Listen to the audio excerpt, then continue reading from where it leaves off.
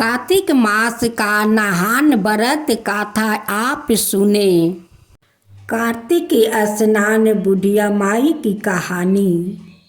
कार्तिक स्नान एक बुढ़िया माई थी जो चतुर्मास में पुष्कर स्नान करती थी। उसकी एक बेटा और बहू थी। सास ने बहू को फलाहार उपास में खाने योग्य बनाने को कहा तो बहू ने खाली टिफिन ही रख दिया। बेटा माँ को पहुँचाने के लिए पुष्कर गया। रास्ते में माँ से बोला, माँ फलाहार कर लो। जहाँ पानी मिला वहीं फलाहार करने बैठ गई तो भगवान की कृपा से खाली टिफिन फलों से भर गया। माँ ने फलाहार कर लिया। पुष्कर माँ के रहने के लिए झोपड़ी बनाकर बेटा आपस घर आ गया। रात्रि में श्रावण मास आया और बोला, बुढ़िया माई दरवाजा खोलो। तब बुढ़िया माई ने पूछा, आप कौन है? रात्रि में श्रावण मास आया और बोला, बुढ़िया माई दरवाजा खोलो। तब बुढ़िया माई ने पूछा, आप कौन है? मैं श्रावण मास। बुढ़िया ने तुरंत दरवाजा खोल दिया। बुढ़िया माई ने शिव पार्वती की पूजा अर्चना की, बेलपत्र से अभिषेक किया। जाते समय श्रावण मास ने बुढ़िया माई को आशीर्वाद दिया और झोपड़ी की एक दीवार सोने की हो गई। भाद्रपद मास आया, उसने भी दरवाजा खोलने को कहा। बुढ़िया माई ने दरवाजा खोला। सतु बनाकर कजरी तीज मनाई। भाद्रपद मास ने बुढ़िया माई को आशीर्वाद दिया। झोपड़ी की दूसरी दीवार भी सोने की हो गई। फिर आश्विन मास आया और उसने भी दरवाजा खोलने को कहा। बुढ़िया माई ने दरवाजा खोला। पितरों का दर्पण कर ब्राह्मण भोजन करवाकर सिद्ध किया।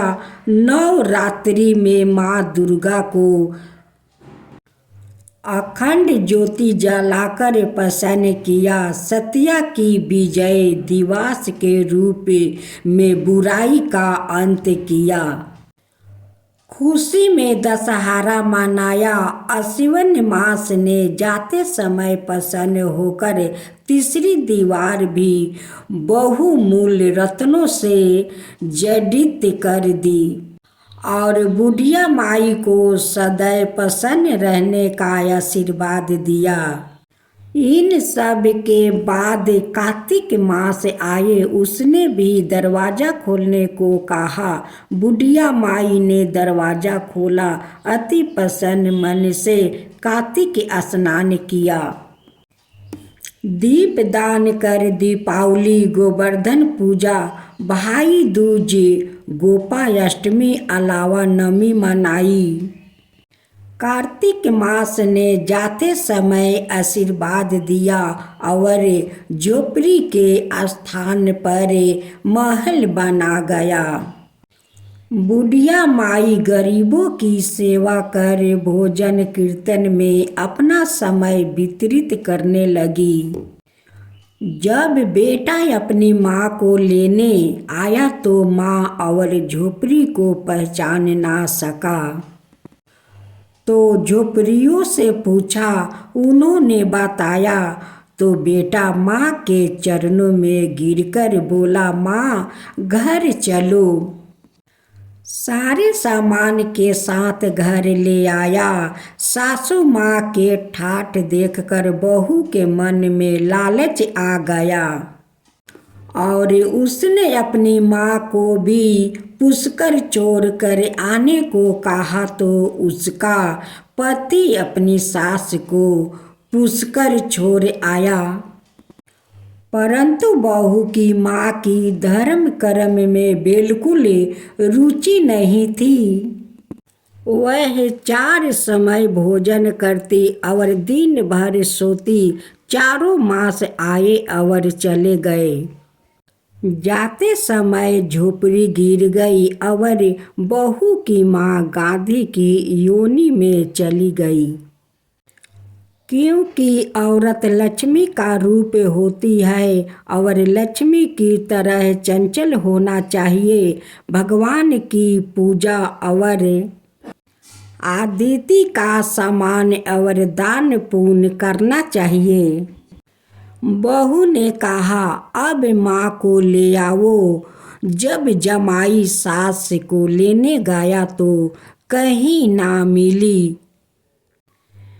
लोगों से पूछने पर लोगों ने बताया कि तेरी सास धर्म कर्म कुछ ना करती थी, खाती थी और सोती थी, जिससे वह गाधी योनि में चली गई।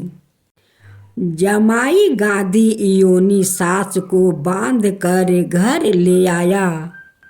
उसकी पत्नी ने पूछा, मेरी माँ कहाँ है? तब पति ने कहा, तेरी माँ लालच की वजह से तेरी माँ गाधी योनि में आ गई। प्रेम से बोले, कार्तिक के देवी देवताओं की जय।